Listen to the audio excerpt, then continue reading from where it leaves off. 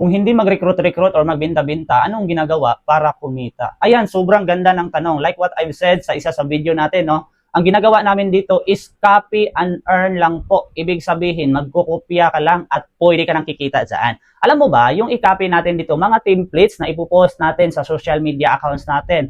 Pwede sa Facebook, TikTok, YouTube, Instagram, or ano pang social media accounts na meron ka ngayon dyan. Pwede mo yung postingan sa mga provided natin na script and templates po. So, ibig sabihin, yung ipopost mo, hindi mo na kailangan na mag-isip ano pa yon. Kasi nga, provided na nga po yun sa team natin, lalo na kung ma-qualified ka. Pero hindi ka ma-qualified dito, don't expect too much na kung ano yung pinopost namin, pwede mong i-copy kasi pwede kang ma-copyright dyan. And ngayon, yung ginagawa natin, aside sa magpo-posting, nagsiset po tayo ng appointment. Ibig sabihin, nag-i-endorse ka lang, mag-a-assist ka ng clients from local and international. Kasi po, yung market natin dito, hindi lang pang barangay, kundi pang international din. So, yun yung isa sa nagustuhan ko. So, based on my personal experience, bakit ba ako kumikita ngayon ng multi 6 figures dito sa OBE na hindi din natin na-experience na mag-recruit or magbenta? Kasi nga, sinusunod ko yung sistema. So anyway, kapag makastart ka na pala sa OBE, hindi lang hanggang webinar ka lang. Merong mga modules of training dyan, tuturuan ka step by step at hindi ka mahihirapan sa pag-learn kasi nga, meron namang mga mentors and coaches na hands-on na mag-guide sa'yo. Kung meron ka mga concern, masasagot ka agad yan. Kaya ganyan kaganda yung OBE